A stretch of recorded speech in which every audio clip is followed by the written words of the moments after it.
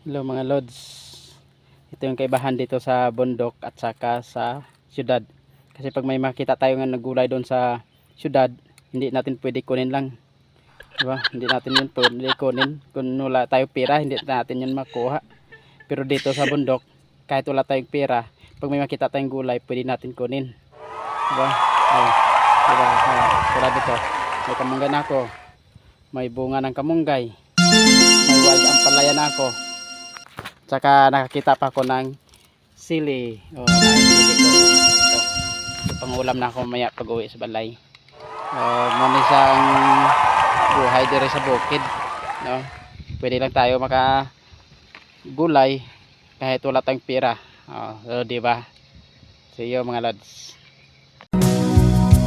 Baby, frozen tears. It was hard through the years.